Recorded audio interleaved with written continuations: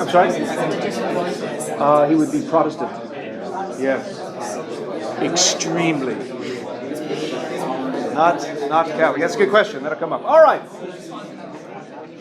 Hello. So welcome back. Last time. I haven't looked through your reflections. Sometimes I look at the reflection ahead of time. Usually I don't have the time to do that, and I can't do it twice. But I haven't looked at your reflections yet. I suspect I have some anticipations of your reflections about what you might say about Kierkegaard. In particular, the reading you had for today. And I worry that we only have that reading, and we don't have the sickness unto death. We don't have his postscript that we're reading. We don't have the present age, among other writings, that I think you might be more inclined to say, oh, that makes total sense. I suspect as you read this, in particular the specific description of the story of Abraham, I anticipate you not saying, yeah, that makes sense. I get it. What I want to know is, how many are familiar with the story of Abraham? The binding of Isaac, the Akedah as it's called, right? The story, most of you are. Some of you may have grown up in a religious household in which questions of the origins of one's faith may have come up historically, right? Abraham is the founding father, basically, of Judaism, Christianity, and Islam, right? In fact, that was the promise that was given to him by God. You will give birth to a son, which will give birth to a multitude of followers. And this is something that Abram initially was called, and then Abraham, when he was father of nations, was very delighted about. In fact, many people see Abraham as the founding father of these three great religions. But Kierkegaard, who is very religious, like Dostoevsky, is not content with mere biblical scholarship that just tells us this is what happened. Kierkegaard has to get into the weeds, and he has to get to the point of conscious lucidity of his own despair. He's aware of his despair, and this story of Abraham is quite despair-filled.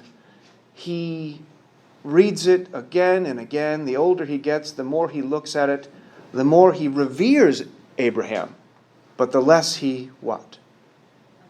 Understands. So how much time had you given?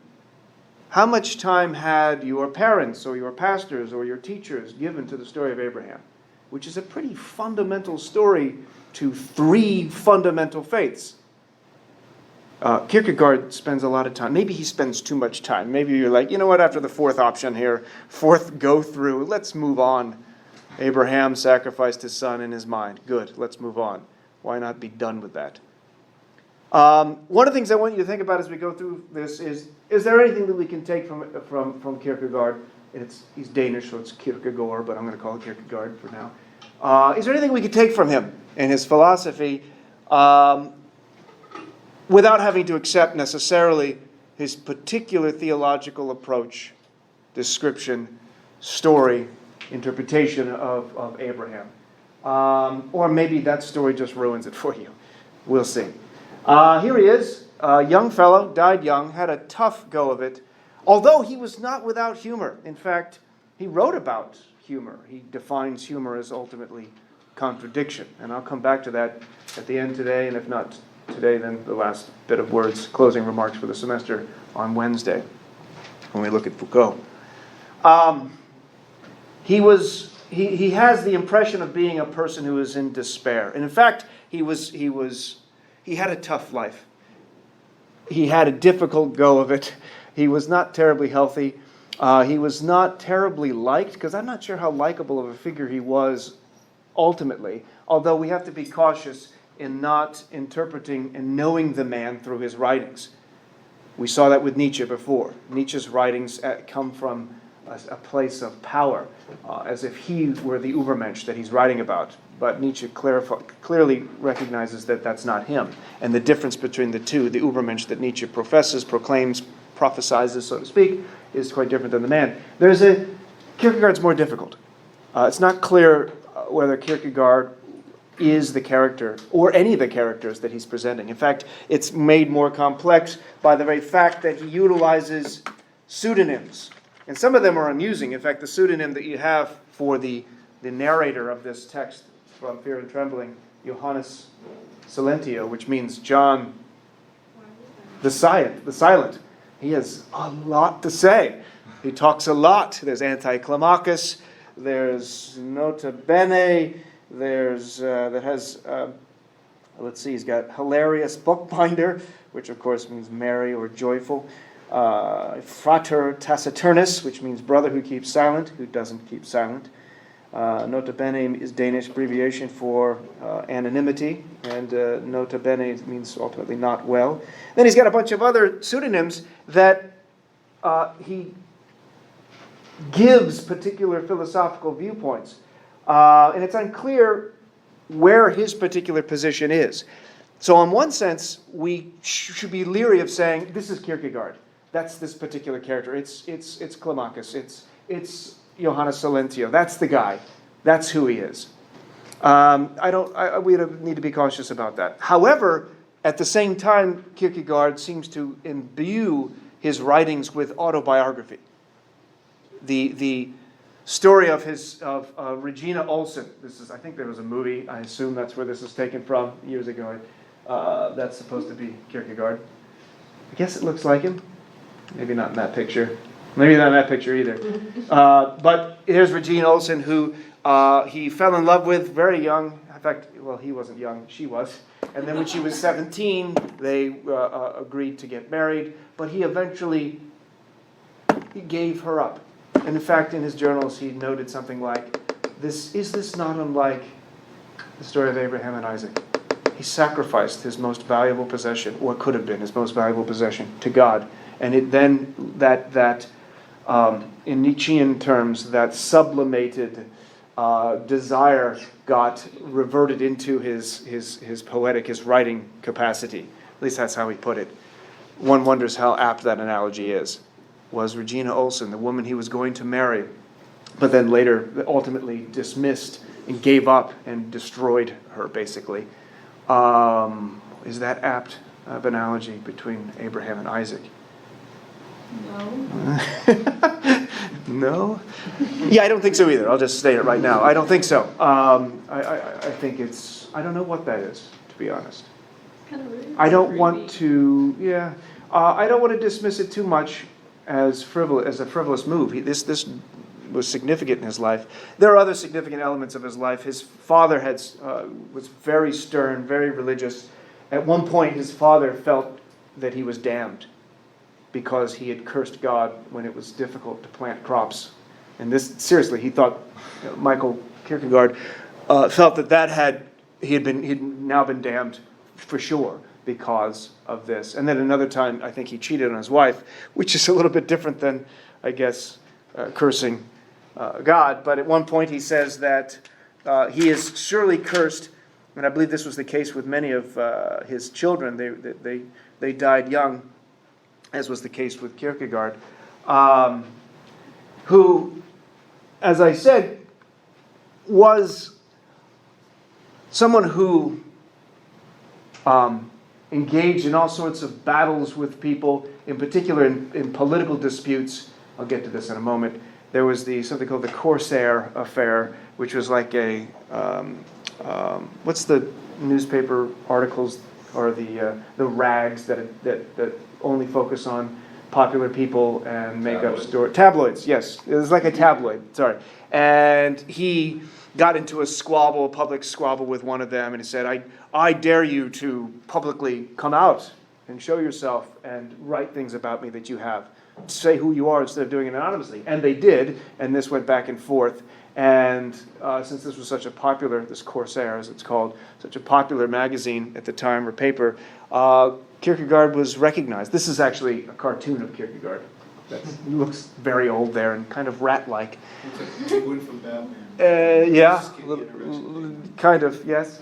And people would mob him and mock him, and he felt that it was the best thing that happened to him because it enabled him to present his position and to see himself for who he was. But in his journals, he also wrote about how difficult it was to be publicly humiliated on a massive scale. Even though he never left Copenhagen, or barely ever left Copenhagen, he was, like Kant, someone who stayed very close to the place of his birth.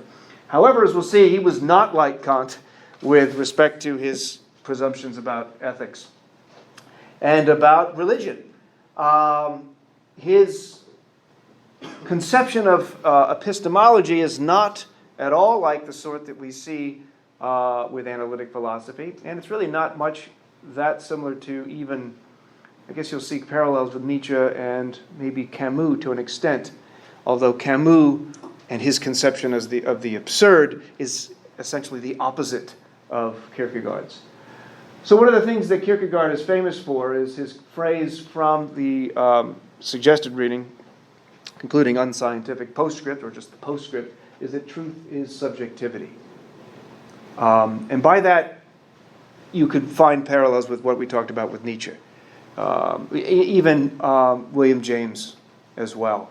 There is no purely objective standpoint. What does science do? It investigates the world, but it accumulates facts, it creates hypotheses, but as Kierkegaard will put it, all of these hypotheses are constructed by individuals. The data that comes out of science has to be interpreted by individuals. This is the same thing we saw with Nietzsche, and I think there are some parallels with respect to this. The universal principles that we find in the Hegelian systematic philosophy, Hegel speaks of a kind of history of ideas in which we are moving from the Kierkegaard will call the aesthetic to the religious, and then to the philosophical and the ethical. For Hegel, his systematic philosophy leads to what he'll call absolute mind, which is this universal conception through logic where we get to an understanding of reality. And the highest stage, if you want, through what he'll call his dialectical method, this systematic philosophy, is the ethical stage, the philosophical stage. The religious stage for Hegel is here. It's something to be surpassed. Kierkegaard reverts that. Kierkegaard has, as he called them, the stages in life's way, the aesthetic, the ethical, and at the top, the religious. The systematic philosophy of Hegel, who is his, what do they call that? A foil? The thing, the philosopher he's most attacking is Hegel. But you can see it in Kant as well. The idea that there are universal principles that can apply to everyone and equally to Kierkegaard is an abstraction. It is overly abstracting from life, from the importance, the individual predicaments. These universal principles, he says, have to give way to individual particular instances. The systematic philosophy of Kant and Hegel, the systematic abstraction of science, and here is the interesting part, even the systematic pretense of Christendom, as he puts it. And here I want to find another parallel with Nietzsche. Nietzsche in The Antichrist is a confusing title, as we remember from last time. It's anti-Christian, Nietzsche is. He's more anti-Christian than he is anti-Christ. Kierkegaard is anti-Christendom. He has a problem with, at the very least, Christendom at the time in Copenhagen, in Denmark, in the 1830s and 40s and 50s. Less so with being Christ-like. He just thinks most people who claim to be Christians are, in fact, he would use self-deception, I think is the term, but the word pretense comes up. And I've referenced this duck thing once before. I can't recall why. It came up anticipating this. I don't remember the context. But there's an interesting, Jonathan Lear has a wonderful Tanner lecture. He's a contemporary philosopher, and he utilizes Kierkegaard and his irony. The lecture is something like, it's not easy to become human. I can't remember the title. It wasn't that. Becoming human is not easy. I can't. It's something like that. And in it, he references Kierkegaard and the use of his irony in recognizing contradictions, using humor and comedy as a means of recognizing contradictions in the human predicament. Again, it's perhaps surprising to you that someone like Kierkegaard could have a sense of humor. He certainly did. In fact, there's a paper out there that says he's the funniest of all philosophers. Of all the philosophers in the history of philosophy, Kierkegaard is the funniest. That's surprising, I suspect. Do you disagree? Who's a funny philosopher? No such thing. No such thing. I'm going to have to amend my final lecture next week on Wednesday.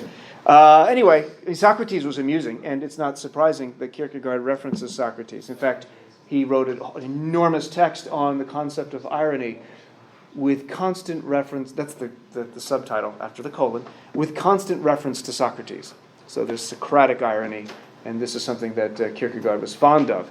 And you see the irony in many of his pseudonyms. If he's trying to be an individual, an authentic Kierkegaardian individual, and presenting his genuine worldview, then what's the deal with all the pseudonyms? What's with all these names that you utilize? Are you engaging in pretense yourself? To which Kierkegaard would say, yes, to an extent I am. And he's very Socratic in this sense. Socrates famous for saying, I know the limits of my knowledge. My wisdom rests in my recognizing where I'm ignorant. Whereas all these other people who self-proclaim to be experts, are ignorant of their own ignorance. I at least recognize the limits. Kierkegaard does something similar with respect to his conception of Christianity. He looks at the tragic hero. He looks at somebody who is in the moral stage, as he'll put it, stuck in that moral stage, who yet proclaims to be a Christian, professes to be a Christian, goes through all the motions of being a Christian. Right? Among all Christians, is there actually a Christian? Kierkegaard says, I'm more of a Christian than most of those people, but I'm not, as he'll put it, the knight of faith. I'm not the kind of Christian that Abraham is supposedly an exemplar. He recognizes, Kierkegaard at least does, his limitations there. And among all ducks, is there a duck? Why does one make sense and not the other? Why does the question among all Christians, is there a Christian, make sense, whereas among all ducks, is there a duck, does not? One's talking about a species and one's talking about an idea. Oh. I think you can, if you're a duck, if it walks like a duck and talks like a duck, it's a duck. It's not the same with Christians. Why not? Because Christians don't have a designated walk. Sure. But Kierkegaard tries to find it, doesn't he? Do you remember that? He's saying, I'm trying to find this knight of faith, this ultimate exemplar of the Christian knight of faith. I'm sure they exist. I've just never seen one. And then when I imagine following one and watching their behavior, I realize, they're just like me. Or they're like a tax collector. You ever catch that reference? They're just like a tax collector. There's nothing that they look like. They don't stand out, which I thought was an interesting thing for him to say. Which then pushes the question back, well, if you've never met one, how would you even know what qualities such an entity would have? They're not perceptible in any way. From a pragmatic and analytic approach, there's no practical difference one can observe. So how could one's claims about what Kierkegaard will push the knight of faith, as he calls him, somebody who's gone through these stages to this ultimate level of faith, how does one even know such a thing exists? And what characteristics could one apply to it? I'll end with that today. Yes? Is it because Christianity, thinking, identifying a Christian the same as identifying a duck? Is that, in the spirit of seriousness, thinking that being Christian is, just something you can be done with? Yes, that's nice. And Kierkegaard, that's very good. He wouldn't use spirit of seriousness. That's later with Sartre, but Sartre is very much influenced by Kierkegaard. In fact, Sartre references Kierkegaard, and in fact, the story in his Existentialism is a humanism. How does Kierkegaard know that this is God? How does Moses? How does Abraham? How does Abraham know that that is God's voice? Sartre asks in Existentialism is a humanism. There he has a problem with Kierkegaard's story, but he doesn't have a problem with Kierkegaard's conception of the importance of existence, the importance of individual choice, and what Kierkegaard will call the despair or the anxiety that arises from that choice. Everyday Christians, to go to your example of the spirit of seriousness, to jump to Jean-Paul Sartre, feel like if they just go through the motions, this is Kierkegaard, attend Mass, on the outside appear to be holy, to appear to be Christian, appear to be virtuous, and so on, it's possible that it's possible that they are just merely putting on a pretense. To be truly a Christian in the genuine sense, a faithful person, an authentically religious person, an authentic self, Kierkegaard thinks that you have to have God in this picture, right, in a particular version of Christianity, which may be off-putting to some. It's something that has to be constantly renewed. I got the word right that time. There's the existentialist motif. You're not done. You go to church, you take communion or whatever, and then you feel you've met that particular need. You've done your duty and so forth, and you're finished. No, it's a constant tension and struggle. And there can be a gap between the ideal that you proclaim to be, with the pretense, and what you actually are. A duck can't engage in pretense. Ducks can't pretend to be ducks and yet not be ducks. A human can pretend to be a Christian and not be a Christian. So that gets to your point as well. I think it's amusing. Those ducks are cute. Are they really ducks, though? The ugly duck. Oh, there's that story. That's true. Anyway, let's move on, though. This is we already talked about. Objectivity is untruth. Well, what the hell does that mean? He's not going to discount, as Nietzsche wouldn't discount, the idea that sciences can provide us information. If we're going to be charitable, and we'd have to be somewhat charitable to make this view, he is mostly concerned with the conception of truth related to things that matter, that are important. The scientific facts, even our facticity, as Sartre will later put it, are less relevant to our lives with respect to questions of meaning, with purpose. These scientific abstractions that attempt to find objectivity in some universal sense necessarily remove the individual. This is one of those themes we've seen starting with Sartre, but it comes from this guy. It starts with Kierkegaard. There is no existentialism in the way that it's developed. It may have come out without Kierkegaard, I don't know. But the basic concepts of authenticity, what we'll see with bad faith, what Kierkegaard will call self-deception, questions of finitude as it relates to meaning and purpose in this life and how there could be meaning and purpose. So many of these themes are found, and anxiety, for example, and dread. All of these are found already within Kierkegaard, who is quite different with respect to his Christian existentialism than atheistic existentialism. The Christian existentialist is in bad faith when they think that they are responsible for their creations 100% and not God. The atheistic existentialists like Camus and Sartre and de Beauvoir would say that one is in bad faith if they presume it is God and not themselves. There's a fundamental difference. It's just that the individual and God is a complex relation for Kierkegaard in a way that they're hard to separate. By the way, Kierkegaard wanted on his tombstone, I don't know that it's there, that individual, or the individual. That's what he wanted on his tombstone. At one point he said that. I don't know. I have to look and see if that was actually came to fruition. All right, so there's a lot of examples of independent people. I'm going to skip through this, but you can see these dudes aren't independent. They got shirts, they're parts of groups, and these are, I don't know why. We get a kind of herd mentality that Kierkegaard is concerned about, a mass mentality. And it may be that this is where he's referring to, I don't even know who, I know these guys, I don't know the rest of them. Although, what's this dude doing here? That's Joey Tribune.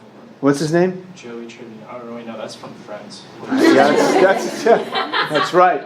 Totally different dude. I know that guy. That's JT. JT. And the rest, I don't know any of the others. And then there are these guys.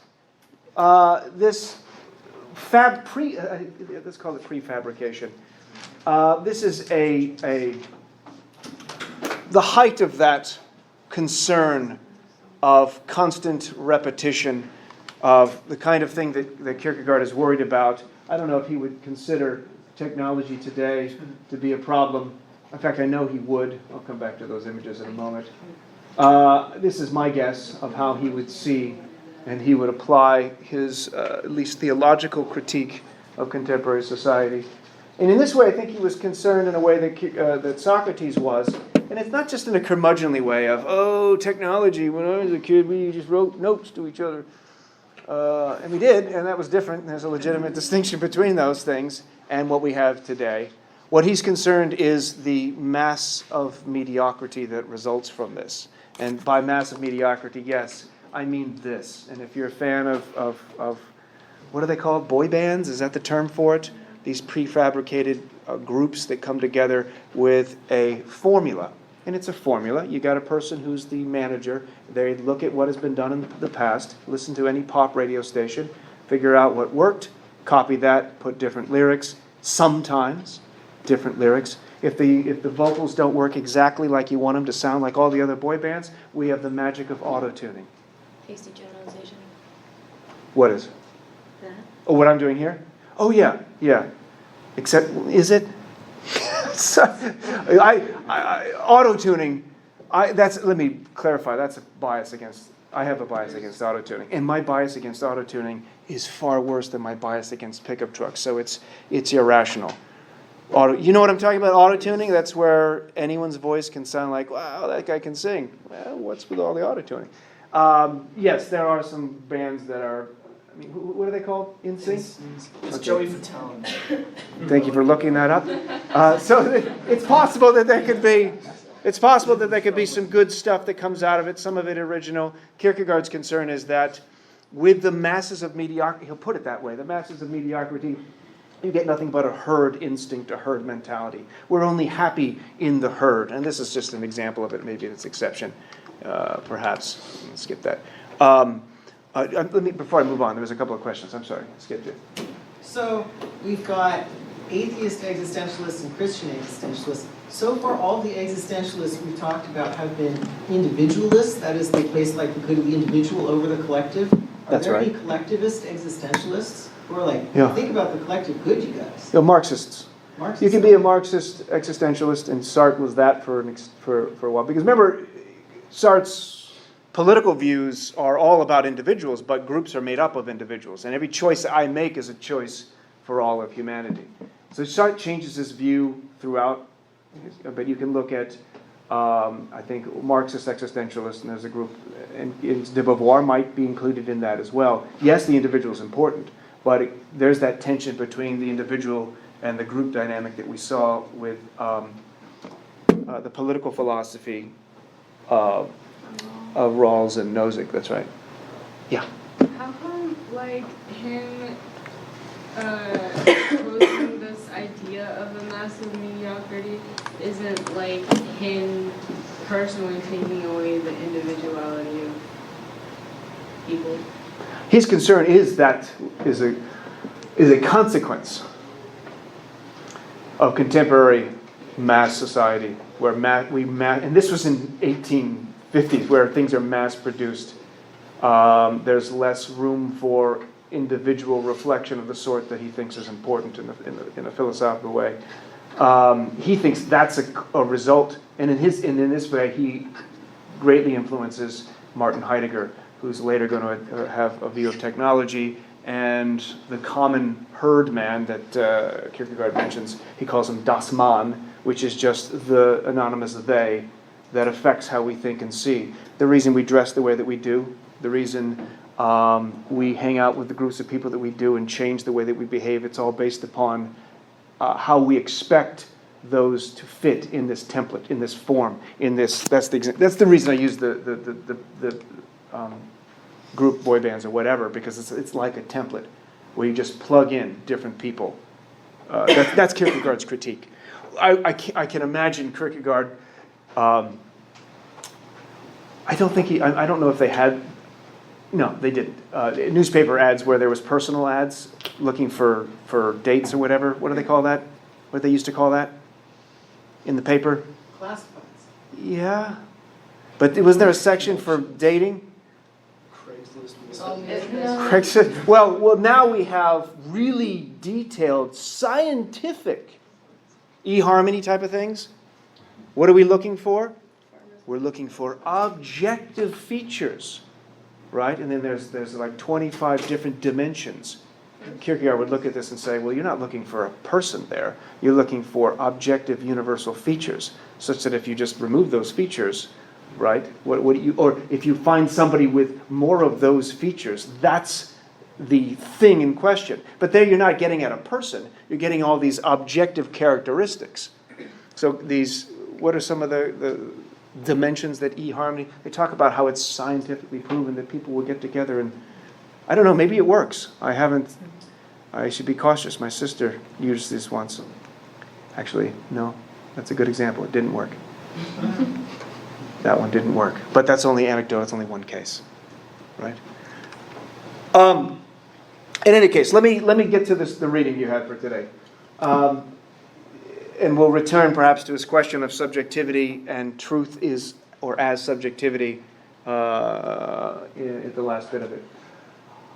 So faith is fairly important for Kierkegaard. In fact, he argues that if there isn't some conception of faith, some conception of grounding of this life, then there's nothing but despair, and despair of the worst sort. It's not the case that despair is always a negative for Kierkegaard. And in fact, there's a neat parallel between Nietzsche's conception of nihilism and Kierkegaard's conception of despair. In both cases, it seems that the nihilism, which is not a positive thing, it's a kind of symptom and a necessary one, a stage, so to speak, is actually a potential positive. Likewise with despair for Kierkegaard. Despair is one of the psychological, existential components of being a human that separates us from non-human animals. We're able to recognize, that's another distinction between us and mere ducks. We're in a sense beyond them. That's a kind of the spiritual element of us, and there's the contradictory element of us as well. That we are spiritual, we are infinite, but we're also finite and physical, right? We can conceive of and think about philosophical notions, theological notions, logical possibility that is ultimately infinite, and at the same time, we are bodies that are finite, that decay, right? And there's this fundamental contradiction that's at play here, and these contradictions, these incongruities, are rife for, or open for, humor, as Kierkegaard recognizes. The essence of humor for him is contradiction. And the language he uses surely influenced, although I don't know if Henri Bergson ever read Kierkegaard. I suspect he did. Bergson was around the 1890s, and I mentioned him in reference to Jean-Paul Sartre. And Bergson's conception of laughter is a result of recognizing the mechanical encrusted upon the living. And that sounds like something Kierkegaard would have said. Because the mechanical encrusted upon the living is contradictory. You have this living, breathing, creative entity that sometimes acts like a machine. And in that contradiction we see perhaps some humor. All right, on to this reading though. And, let's see if we can make sense of it. And by the way, Kierkegaard might tell us, if we can make sense of what Abraham was up to, what would that mean? Abraham was lost. What's that? Abraham was lost. Oh, yeah, okay. That's I walked in, there was. I knew that was repeated. No. You actually that's pretty good. Right, just coming in at the last minute there. There's yes. What were the two? Well, that's one of the things. with respect to if you understand what Abraham was doing, that's a different question. That's a different dichotomy, sorry. If you understood what Abraham was doing, what does Kierkegaard say?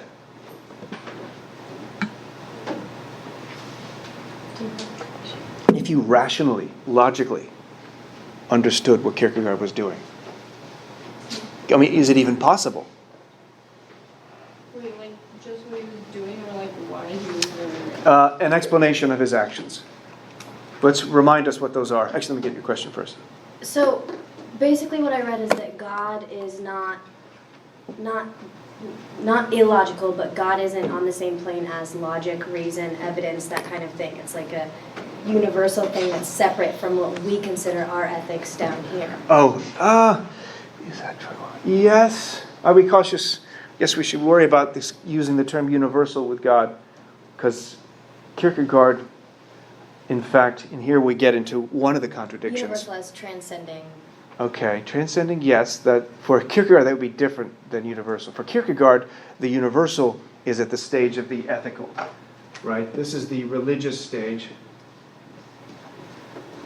And this is the ethical stage, and it's a motion, a movement up, and then there's the aesthetic stage. Kierkegaard was at the aesthetic stage early on in his life. He was a bit of a dandy. He was very much interested in individualism, which is a positive, the individual, but sensual pleasures predominantly. And eventually this becomes, like Don Juan is the exemplar of the aesthete, stuck in the aesthetic stage, seeking out relations that are superficial, that are mistreating of individuals and only doing it for oneself. If you know the story of Don Juan, for example, as the, what's the term for him? He's not a romantic, he's a womanizer? What's the word? Casanova? Casanova? Yeah, that kind of thing. Of course, now we have to explain what Casanova is. Well, Casanova is like, and then who's a contemporary? A playa.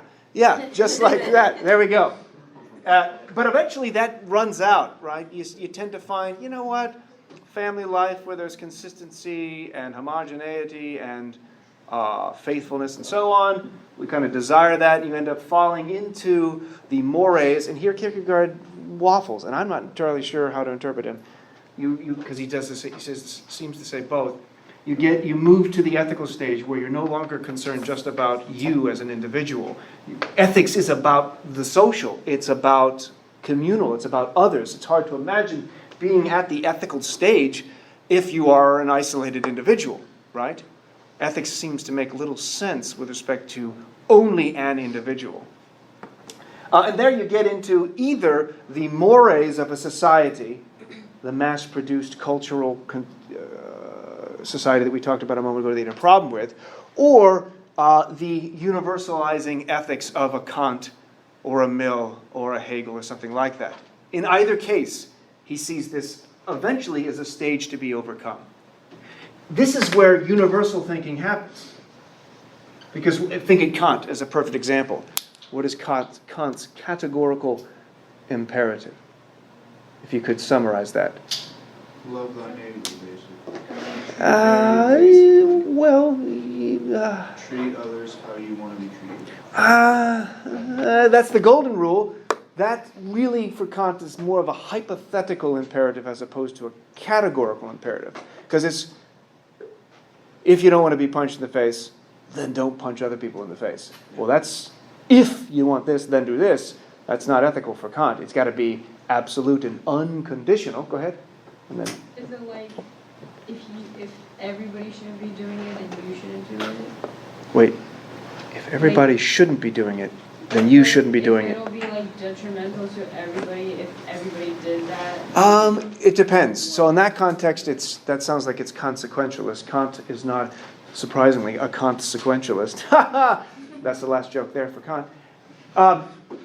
It's a logical concern. If you cannot universalize it, because it leads to an illogical conclusion. It leads to self-contradiction. I'll give an example in a moment. Did you want to add to it? Yeah. Would Nietzsche have put the aesthetic sense at the top? Yes. Yes, very good. Yeah. I was just going to say, to answer your questions, that he thinks it's morally impermissible to use a person merely as a means rather than ends in themselves. Right. To use someone as a means, and doesn't Abraham do that with Isaac? And just to remind you of the story, Isaac is the child that is promised to Abraham, or Abram and Sarah. And by the time Abraham and Sarah are like in their 90s, and Sarah is laughing it off and saying, this is ridiculous, it's not going to happen, Abraham still has faith. And by the way, it's not coincidental. Isaac means laughter. Did you know that? Isn't your name? Yeah. It means laughter. The assumption is that when Sarah, I think it was Sarah who suggested it, well, we should call him Isaac because he caused such laughter. And it's a laughter of joy, but also absurdity, recognizing, it's ridiculous. I'm 90 years old. We're going to give birth? That actually is quite awful thought. But indeed it happened. So Isaac is the name. And this is something that greatly pleases Abraham. It's his most important thing, possession. That's the wrong word for it, really. Thing that he loves. At the stage of the ethical, people can give up. People can, what he'll call, the knight of infinite resignation, or the tragic hero. We look at Agamemnon, who gives up his daughter. He referenced this, Kierkegaard does. He gives up his daughter for the sake of humanity. You have to know the story of Agamemnon. It's a sacrifice, but it's his own daughter. For community, that's at the realm of the ethical, right? He gives up his daughter, it's a sacrifice. Kierkegaard gives a number of other examples in which people give up something for something else. But Isaac, Abraham's most beloved, is asked of God, commanded of God, to be sacrificed. And this, of course, is what we find in the stories of in the story of Fear and Trembling. I should note these stories, almost all of the works. I forgot to mention that Regina Olsen, who later got married, still apparently had some connection to Kierkegaard. She would read all of his works, and I'm told, this seems absurd, but she would read them aloud to her husband, not Kierkegaard at the time. And when you read Fear and Trembling, and other stories where he seems to embed some autobiographical data that seems unmistakable, you can imagine that's a bit strange.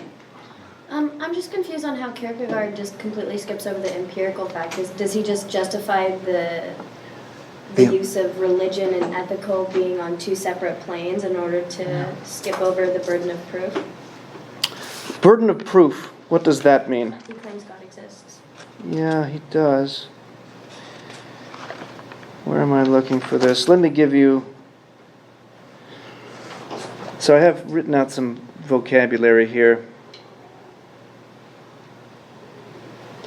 Burden of proof sounds like language of logic, of reason, of rational philosophy. That's better not use that. I don't know what that is. That's everything below here. So he just completely skips over the burden. He doesn't skip over it. He thinks it doesn't apply. And he makes the case. Does he make the case? He's not making a case. He's not making an argument. He's attempting to demonstrate, but not in a philosophical, argumentative way. He's attempting to show. And think of it in Wittgenstein's language. In fact, Wittgenstein would have a lot in common at the end of his Tractatus. Wittgenstein says, what we cannot speak of, we must pass over in silence. Perhaps he would have suggested that of Kierkegaard. You probably should have stopped talking about Abraham, because you admit it cannot be put into words. The moment it's put into words, you're on the level of the universal, because language is universal. Language is universalizing. You're dealing with you're dealing with terms that apply universally, not just in the particular. The word dog, the word man, the word moral, these are all universals. Once you leave that, it can no longer be put into words. And as Wittgenstein would say, you must throw away the latter. And perhaps we can interpret, maybe this is a positive interpretation of Kierkegaard's story. It's a kind of ladder to show us, to get us, to edify us in a way without informing us merely with abstract logical principles, but showing us, without being able to put into words, what Kierkegaard's referring to or thinking of or feeling this night of faith. Was Wittgenstein the one that said the limits of my language are the limits of my world? That's right. That's right.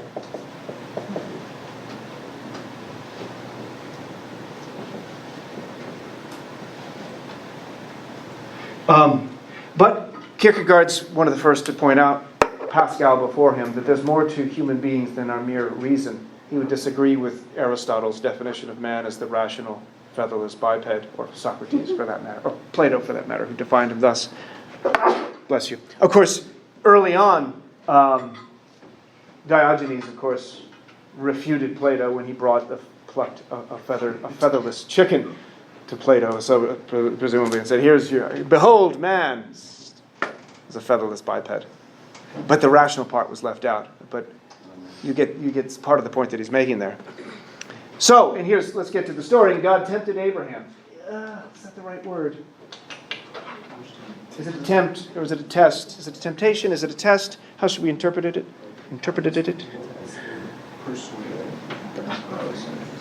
Cajoled, asked, suggested, hey, why don't you sacrifice Isaac? What? My kid?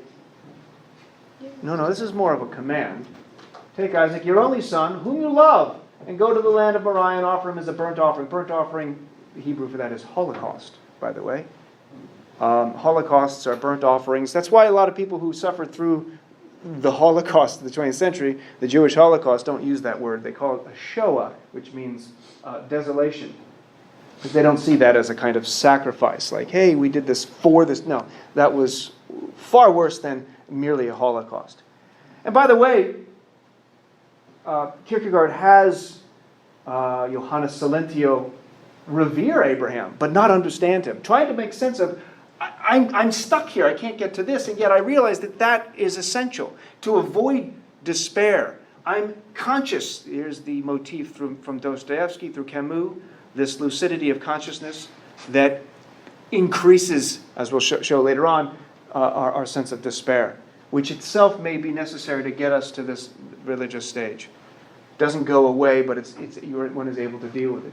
If you recall, Abraham, when God asks of him, he says, Abraham, where art thou, or something? And Abraham gleefully says, here I am, which I think is interesting. Here I am. It's not, oh gosh, or oh God, what are you going to ask of me now?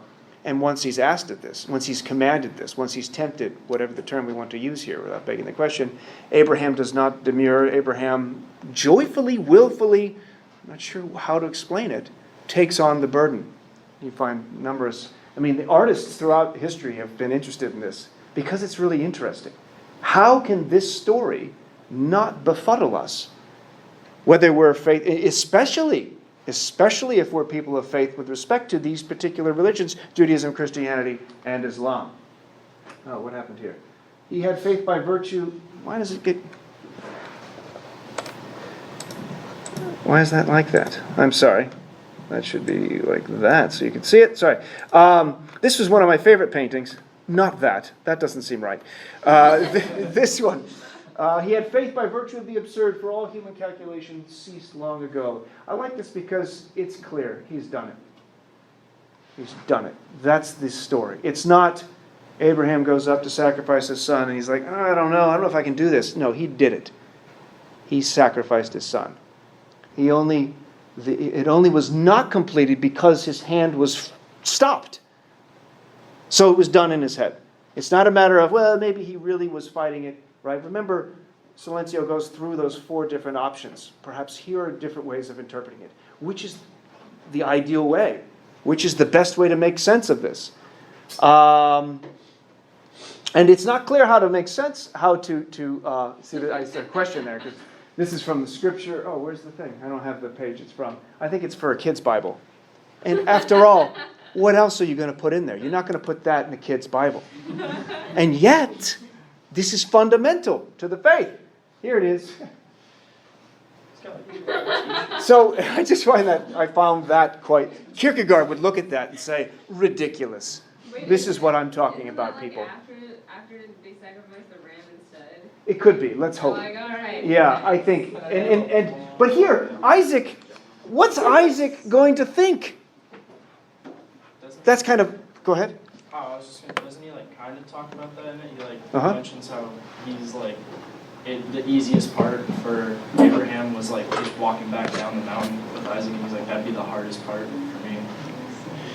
Yes, because there's a number of ways of going. He uses the analogy of the woman giving breastfeeding the child. In order to wean one off breastfeeding, you don't want the baby to no longer want the mother or love the mother, so you beat the breast, right? So that the baby's like, it's the boob, but not the mom. That's the problem.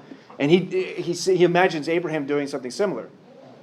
Doesn't want Isaac to hate God, and so says, at least in the first version of it, I'm doing this on my own. I'm killing you, blah, blah, blah. And so so you don't hate God. And then the other there's three other interpretations. One of them is that he shows his lack of faith in God, Abraham does. And then Isaac loses faith. And that's one of the things that Abraham wants to avoid as well. Go ahead. Wasn't I've like read all of it was kind of the point that God was in the wrong in this whole thing because there was no, Kierkegaard's point? Yeah, Oh. because and hidden in there there was no outcome where it could have been all right for Abraham or Isaac. Even when he says no, I'm not gonna do it, God. I can't kill the fourth virgin. I think it was. Right. I'm not gonna kill you, whatever. Isaac ends up being oh wow, you didn't even believe in God. You don't even trust him anymore. Exactly. And he loses faith in God anyway. So. Well, no. That was the fourth option. Yeah, the fourth. Yeah, you know So what I mean. But he's trying to interpret, how could I make sense of what's happening? Here are the options of what might have happened. Yeah. And none of them can I understand because none of them are in the realm of the ethical. He's what Kierkegaard will call a suspension, a teleological suspension of the ethical. I'll talk about that in a second. Because they're all in the realm of the religious? Abraham's act is in the realm of religion. It is a sacrifice, not a murder. For anyone else, it's a murder. This is why it's going to be difficult to make sense of. In fact, it can't be, and this may be way too convenient. Wait a minute, you're saying you can't put it into words? You're saying you can't explain it? You can't use reason? No, because reason's the wrong tool. It makes sense when you're dealing with universal ethical principles to use reason in logic and philosophy, but it doesn't when you're dealing with an individual's relation with God, which is what Abraham was dealing with and was struggling through. And by the way, just to give you the term he uses, double movement, this is the movement, I'll get your hand in a second, required of the knight of faith. This would be Abraham.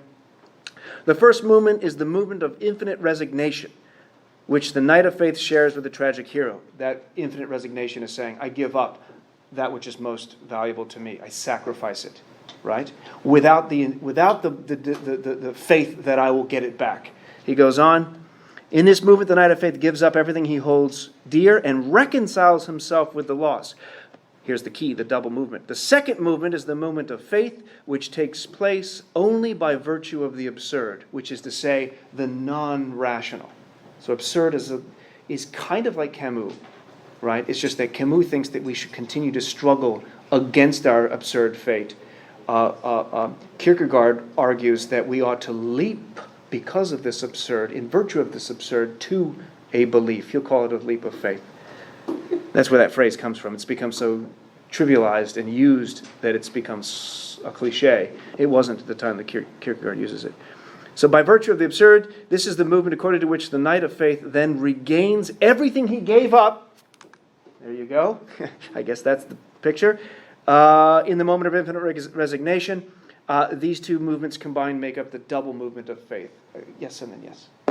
Yes. Does his realm of the religious, does that not largely beg the question?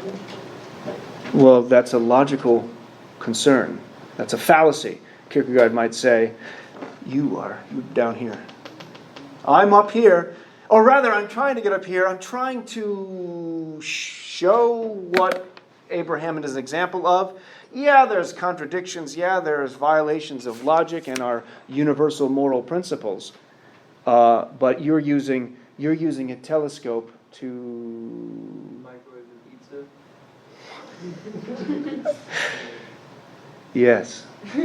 Way better than my example. You're using a telescope to microwave a pizza. Because like with the sun going through the... It works. It's the wrong tool. It might work. It's going to take a long time. I'm going to write that down. Telescope to microwave a pizza. Thank you. I feel like tomorrow you're gonna be like, what the fuck? No, I'll get it. All right. So, fallacies, that's in the realm of logic. That's the wrong tool. That's the wrong mode. So you That's can't abstract. attack. How could you? I guess it'd be like saying, this poem is mathematically imprecise. To which you might say, weird analysis. Those are the wrong tools. You're using math to evaluate a poem. You're using science, you're using logic to evaluate a direct personal relation to God. And there's a problem there. There's a problem of not just inconsistency, and not just absurdity, but notice what I just said. Because Kierkegaard talks about Abraham having a personal, private relation to God. And in that, the individual supersedes the universal. There's another contradiction. The individual is higher than the universal. The individual relation to God is higher than the universal. That's a contradiction. But, is it wholly personal? Is it only Abraham and God? Yeah, what about Isaac? What the hell about Isaac? I have to say, Kierkegaard, even if we accept everything that he's saying, there is not just an individual relation to God. The moment another human being is brought into that relation, it's a triad in some fashion. And so, it isn't a logical fallacy that we should be concerned about, but it should be a passional response to us, because all this is about passion. All this is about an interested subjectivity. And our response ought to be a passionate, interested responsivity to say, this is another human being. It is not just a private affair. Do you see what we say? Do you see what we're saying there? Yeah. There's someone before me. Say again? There was someone before me. Oh, I'm sorry. Or thank you. Yes, and then come back to you and then go. Okay, like, if, This is where I wanted to get to. if you're saying that religion, no, wait, okay, so earlier how he was saying, like, we Christians shouldn't just blindly follow, like, what they think is Christianity, and they should instead follow, like, God. Like, I don't understand how he can expect, like, this kind of, like, blind faith, but then expect people to know where to put that blind faith. That's a very good question. And he does say later on, I think it's in the section I included in your reading, he'll say something like, now, if somebody goes to church and the pastor retells this story in a similar way that I did, and then one of the parishioners goes out and does something similar, this would be murder. This would be wrong. This is a kind of, this is not somebody who's gone through these particular stages.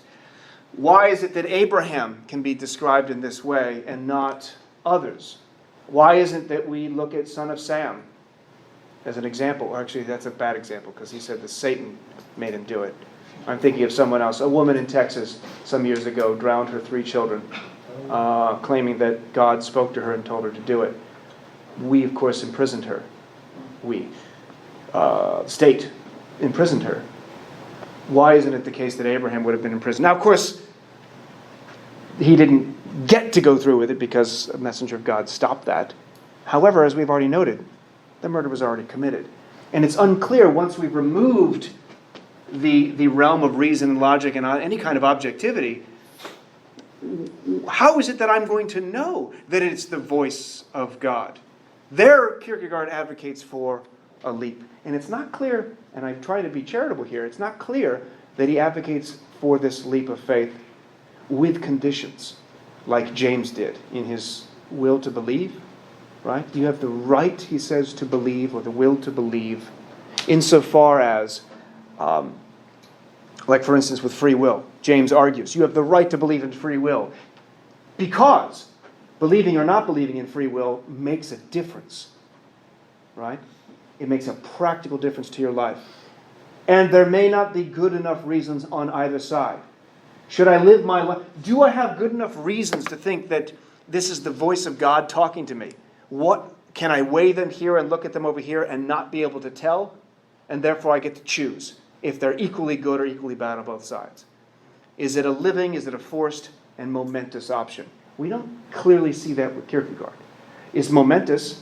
It's a live option, I guess, because if somebody hears a voice from God, in some cases with religious experiences, they're more obviously an instance of for the practitioner and for the person experiencing it, more obviously true for them than what your eyes see on a mundane, everyday level. But that's not obvious what's happening with Kierkegaard and Abraham, because this conception of faith isn't needed if Abraham knows it's God. If Abraham knows, is certain he's going to get Isaac back. Abraham does not know that.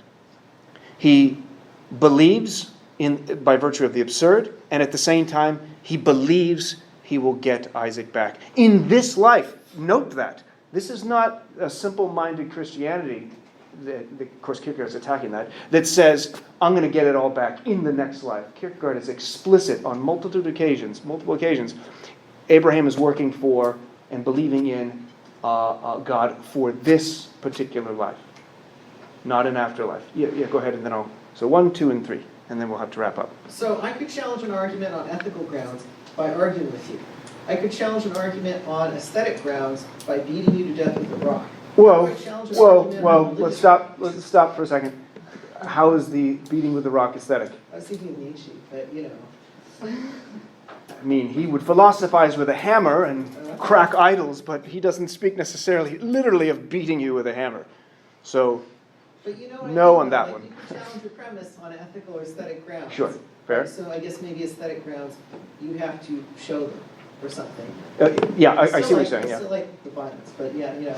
How do you challenge something on religious grounds? Could I say, well, I just heard from God that the thing you heard from God is wrong? Is that a valid way? Say it again. So like, let's say I was just talking to God, Yeah. right? And God just told me, you don't have to kill your son and you're wrong. Could you challenge Oh, that way? I see. Yeah, that's a good one. Don't want to go over this. No. Well, I'll just leave that there for a moment. Can you all read that? Although this seems like it ought to go with the aesthetic, but I see what they're doing. I see why they did that. Yeah, then it's your word and your particular relation to God, which is not my particular relation to God. That's still, it seems to me, in the realm of the ethical. Abraham can't even put it into words. He doesn't tell Sarah, because imagine his wife. Hey, where you going, Abe? There's some irony. I mean, what does he say at one of the points? Genesis attributes only one speech to Abraham on the journey to Mount Moriah. Isaac asks his father why he has no burnt offering, no holocausts. And Abraham simply replies, God himself will provide the lamb for the burnt offering, my son. I mean, he doesn't say comma. It's comma. Isn't that interesting? There's a little bit of potential irony there. Abraham doesn't want to lie. Abraham has been told what he's going to do. He knows he's going to do it. But he doesn't bullshit his son. He doesn't lie about it. But he doesn't really put it into words either, because he can't. The moment he tries to put it into words, it will not be understood, and he'll just be seen as a murderer. And maybe Kierkegaard's right. That's exactly what we would think. And yet, somehow, being this knight of faith is an ideal. He's achieved this state of what he'll call the religious submission to God and only to God's will. But, to your question, how do any one of us, have any conception that Abraham has any relation to God whatsoever, and it's not something else? This gets us to this question. Truth is subjectivity, but does this mean that all beliefs are subjective, that are subjective are true? I think that may be too strong. There's a lot we can take from Kierkegaard that I think is interesting. In fact, we did. We took it from Kierkegaard and we saw it through Sartre, de Beauvoir, Camus, Dostoevsky. We saw a lot of his motifs there, a lot of his themes. One wonders why this example he focuses on so much. And my interpretation of it is, like Dostoevsky, around the same time as him, he's struggling to make sense of faith that seems, at times, incompatible with philosophy or logic or reason. At other times, it seems to make sense that logic, reason, philosophy itself, if it's seen in the abstracting, universalizing, analytic way, is the wrong tool to answer the questions that ultimately matter, that matter the most for us. Already talked about this. Despair, with every increase in degree of consciousness and proportion to that increase, the intensity of despair increases. The more consciousness, the more intense the despair. This is from Sickness Unto Death, dealing with despair. That's the stage that we become more conscious. Even when we're not conscious, he'll talk about unconscious despair, but we don't have time to talk about that, so I'm going to skip.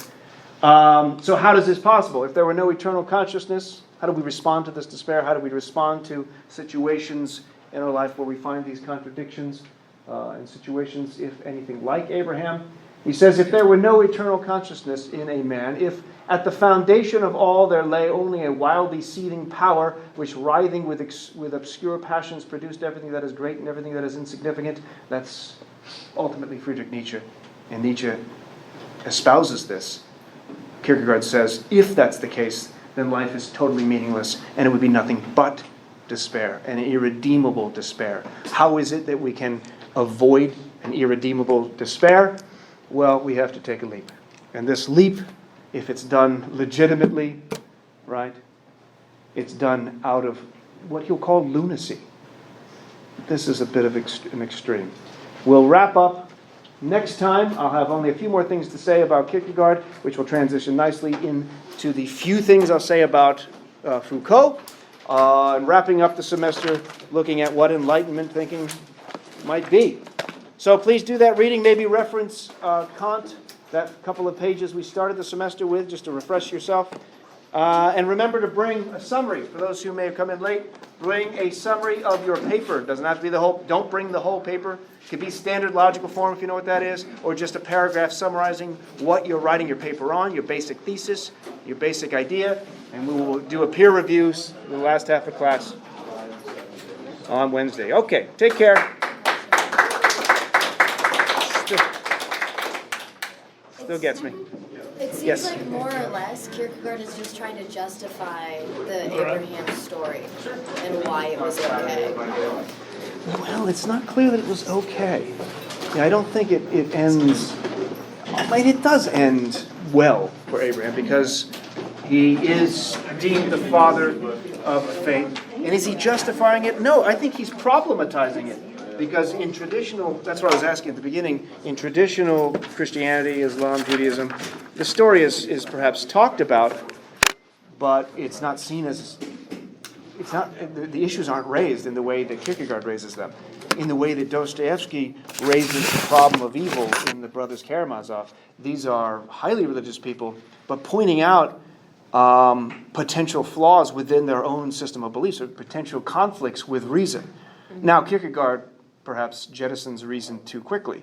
That may be, that's what we'll wrap up with next time. What is it we can save from Kierkegaard, and what is it that we think is too much? I have to get going, so let me get real quick the questions. Just attendance. Don't worry about it. As long as you did the reflection online, you get that credit for it. But Just a real quick question. I didn't do the last quiz because I was under the impression that it was going to get pushed. So is there any point in me doing quiz? it now? The one that was assigned for the day that got Nietzsche? The canceled. most recent one? The Nietzsche? Yeah, it got assigned for the day that was canceled, but the reflection got pushed back. And since I didn't do the quiz now, if I was to do it, I'd just get 5 points on it, right? So then is there any point in me doing it? Because Well, it's 5 points. No, because I already have a quiz that I missed, the very first one.